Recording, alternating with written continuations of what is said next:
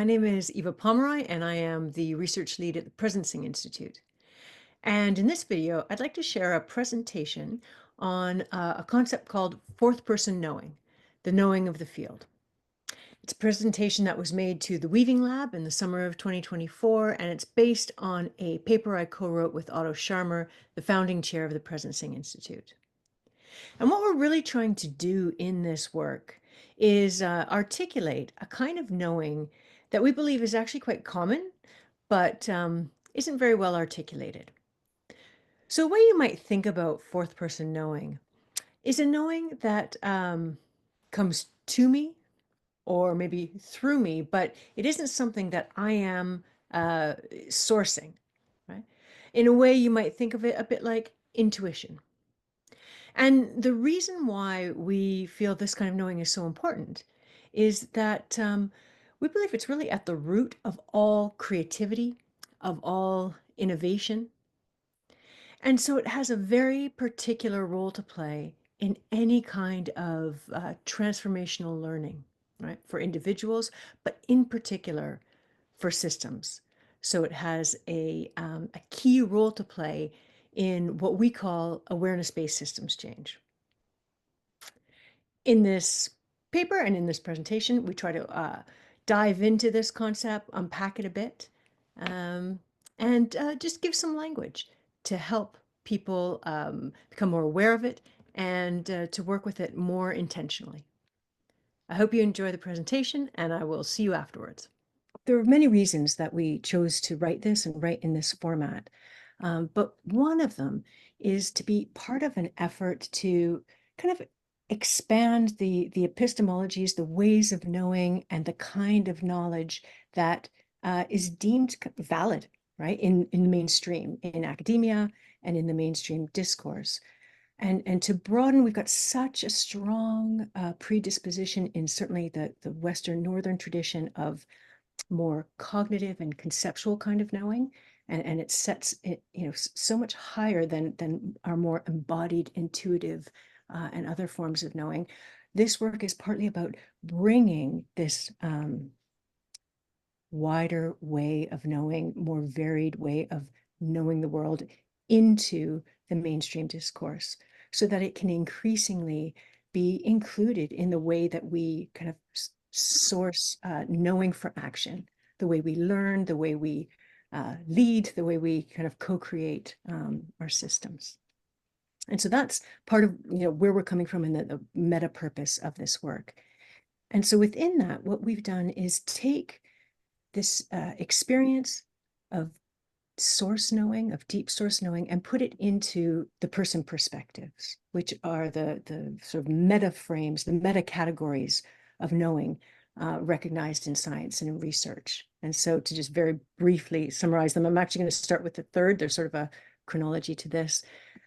Third person knowing, the classic scientific method where we come to know the world by observing it, bringing some sort of systematic observation and figuring out what can we see, what can we measure, or what patterns can we observe, and that's one source of how we know the world. And then moving up and sort of into particularly the last century, first person subjective knowing kind of came into our awareness more strongly. The idea that there are multiple truths, that through introspection, so the approach of introspection into our own experience and thoughts and feelings, we can make sense of these, and that is also a valid and useful form of knowing. And then really connected to that, the second person, the knowing that surfaces between us. So you bring these subjectivities into dialogue, assumptions become more visible by trying to sense make together. You come to shared understandings, and that's a different and important form of knowledge. And so what we're proposing is that there's yet another category that kind of touches on, includes the first three, but doesn't really sit comfortably or firmly in any of them. So it's knowing that isn't kind of mine or yours or even ours. And it's a kind of knowing that isn't outside of me, for me to observe, but neither is it wholly inside the boundaries of my person. It's a kind of knowing that we're describing as knowing that comes to or through me, right? It shows up in my kind of personal subjective experience, but that's not its source. And so we're talking about a kind of knowing that comes through me, but is not of me. Maybe to ground in that kind of idea, I get such inspiration from the theologian and philosopher Martin Buber. So I'm going to share a quote of his where I really believe he's pointing at, touching the same thing that we're trying to explore. It's long, but I think it's worthwhile. And so I will read it. In the most powerful moments of dialogic, where in truth, deep calls unto deep, it becomes unmistakably clear that it is not the wand of the individual or of the social, but of a third, which draws the circle round the happening.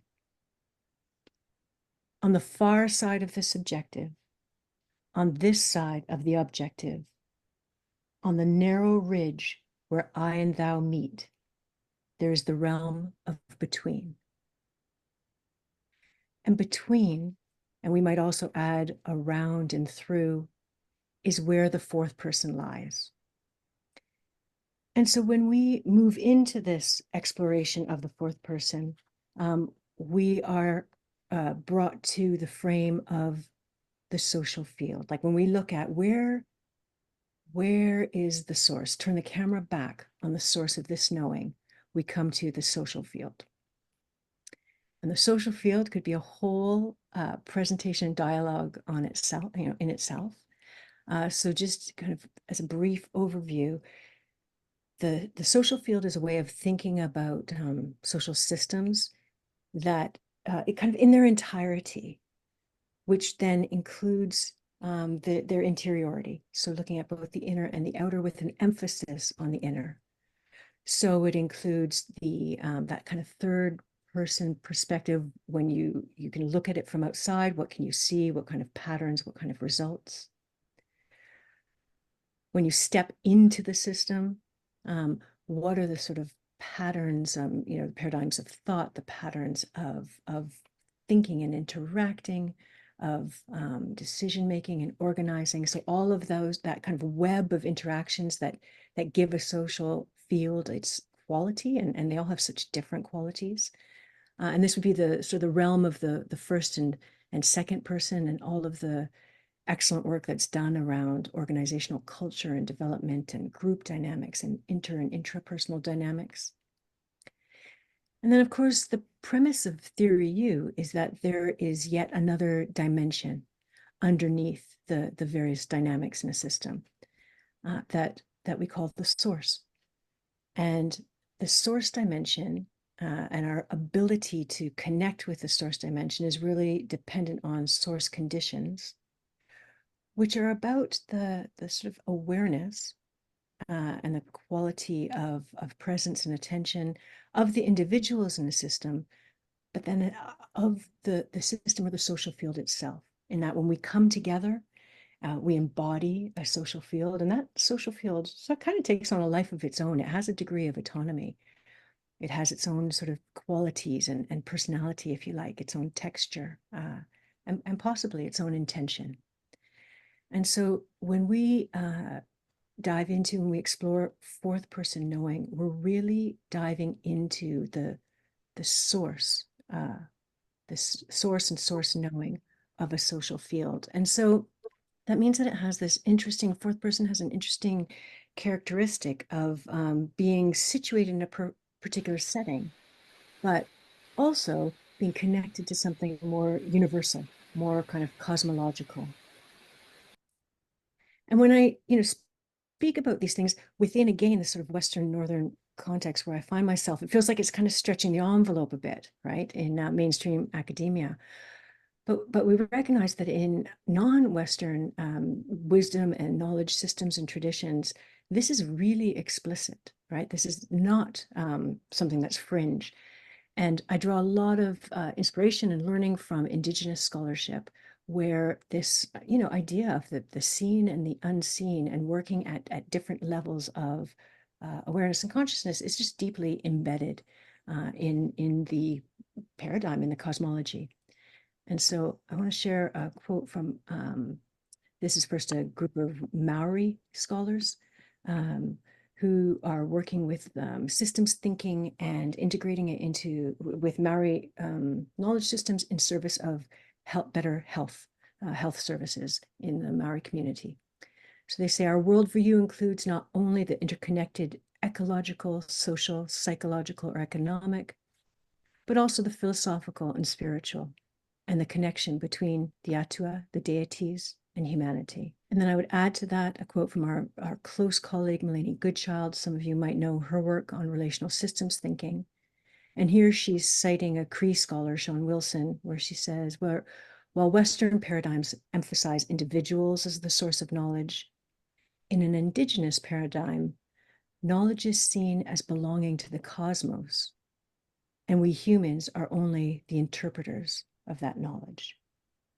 And so it's a very different frame for where knowing is sourced, how we work with it.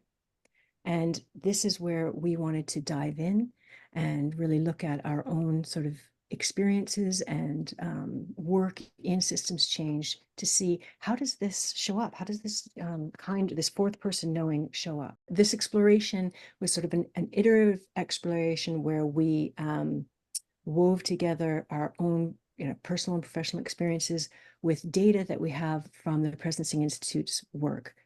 In activation, some of you may have been part of Gaia, which was an initiative that came in the first wave of the pandemic and gathered a large global community to sort of sense into the moment, hold the moment, sense into what might be possible. We've drawn a bit from our capacity building programs, ULAB 1X and 2X, which are an online to offline offering. The first focusing really on building leadership capacity in individuals, and the second focusing on groups with projects and supporting those projects to evolve. And then I've just included some of our system change initiatives with organizations and institutions that are really facing tough challenges in the world. And so working using some of these methodologies to try and meet those challenges. And so from this inquiry, right, this weaving between our own experience, between the data, and through deep dialogue, we surfaced 5 phenomena that we feel kind of point to fourth person knowing. And we put these out tentatively, and we put them out for really to surface commentary and to have exchange and dialogue. And so I'd like to share those with you now. So the first, I'm going to cite kind of an unlikely source for a research paper, right, which is Bob Dylan. And this comes from an interview that he did on the sort of journalistic television show in the US, 60 Minutes with Ed Bradley, where Ed Bradley first quotes Dylan in his autobiography as saying, "I was heading for the fantastic lights. Destiny was looking right at me and nobody else." Later in the interview, they're talking about some of Dylan's early songs, which were very powerful. And he said, it's like a ghost is writing a song like that. It gives you the song and it goes away. You don't know what it means, except the ghost picked me to write this song.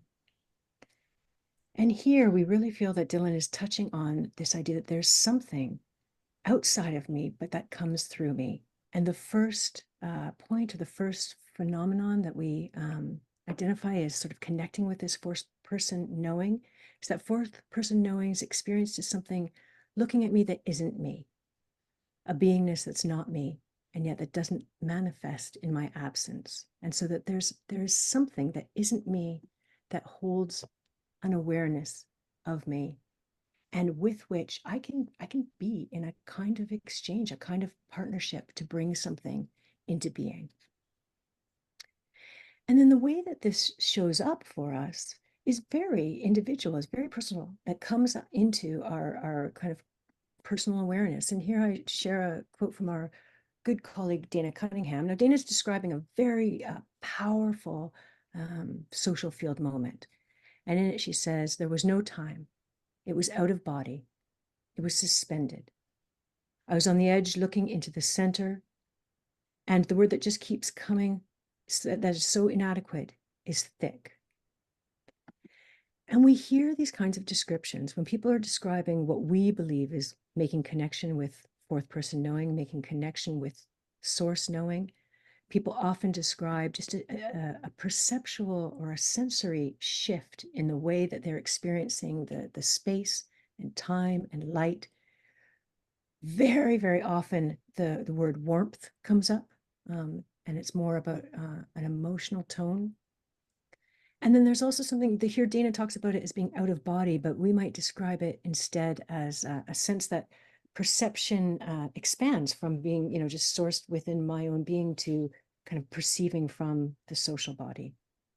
And this is something that when you speak to really experienced practitioners, really experienced facilitators, they absolutely recognize and often will say there's you get a sense of foreshadowing. You kind of know that one of these moments is coming. And so our colleague Beth Gender Noah from the Circle of Seven, which is much referenced in Theory U, she said, I know we're getting close to the threshold when I feel my chest start to open. It feels as though my whole chest is opening up, and then I recognize we're there at the threshold. And then I have a choice, literally, physiologically, to keep opening to and with the threshold that's unfolding. So this is one example, but we hear this. We repeatedly, generative scribes, Jace Peiyu Lee, who's a generative scribe and colleague, and she'll say, oh yeah, you feel something's cooking. It just needs a little help to come into being. Okay? So that's the second phenomenon that we identified. And then the third is that, so I would say connecting with fourth person knowing, it actually doesn't have to happen in a group, in a physical group, and we can talk more about that.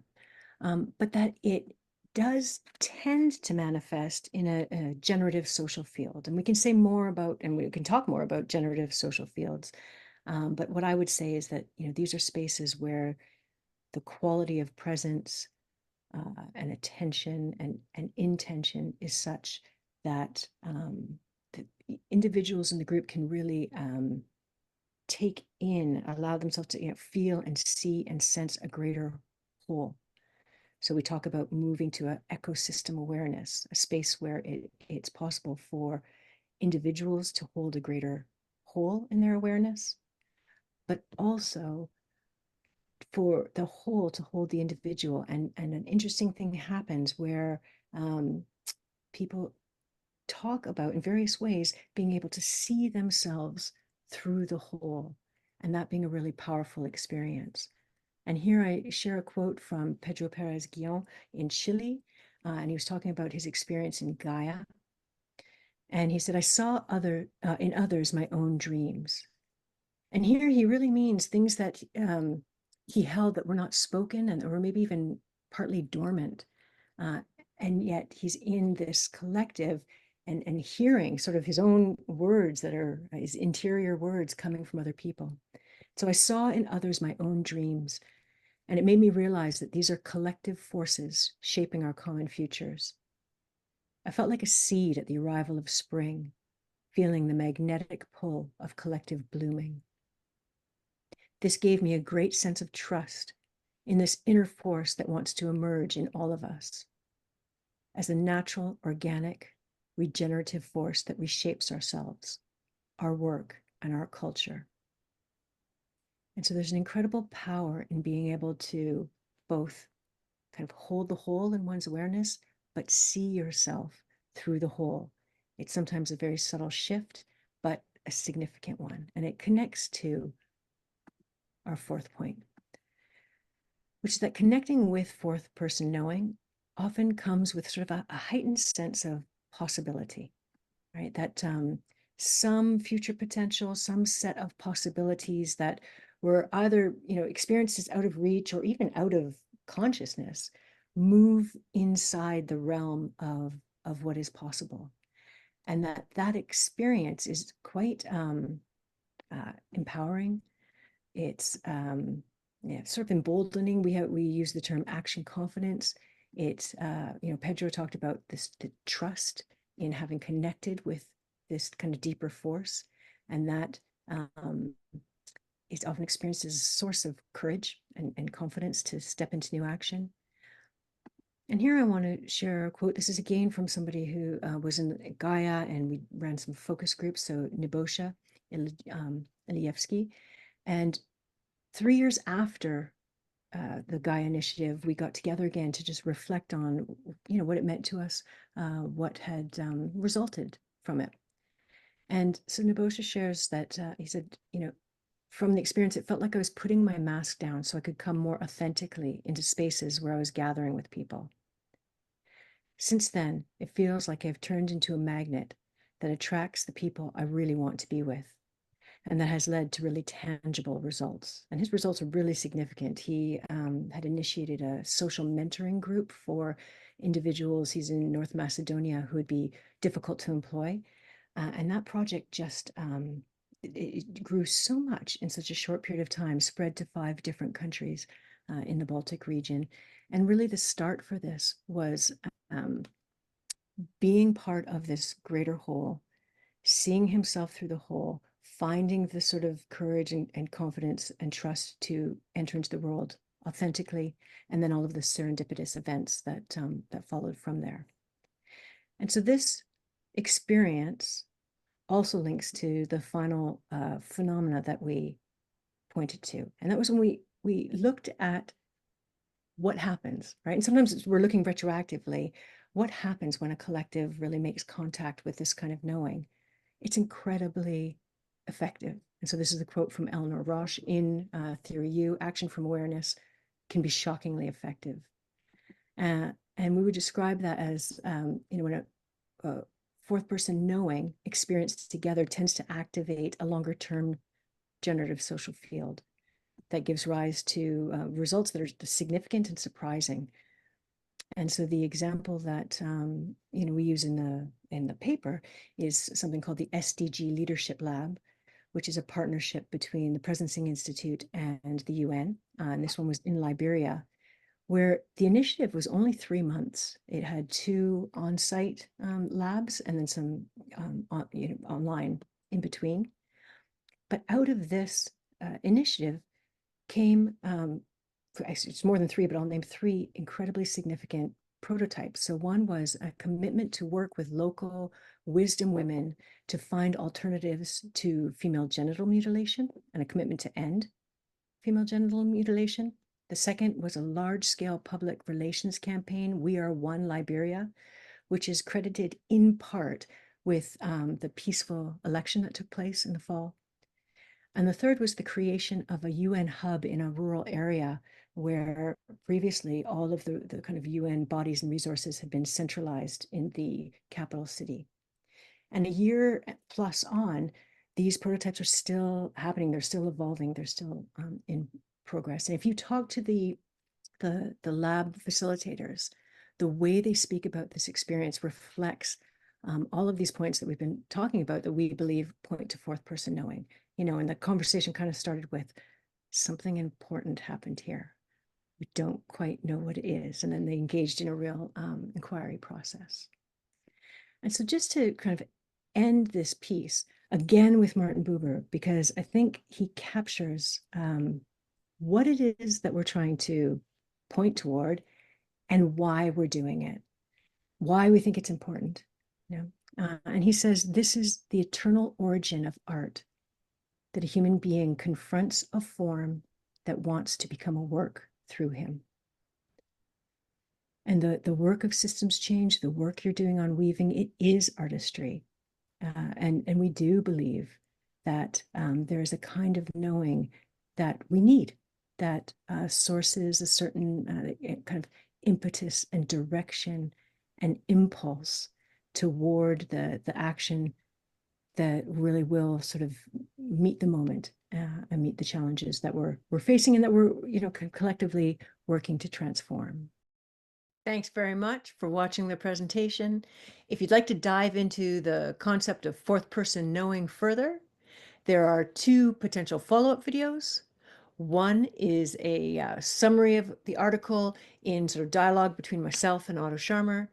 The other is a longer dialogue about fourth person knowing that includes a journaling exercise.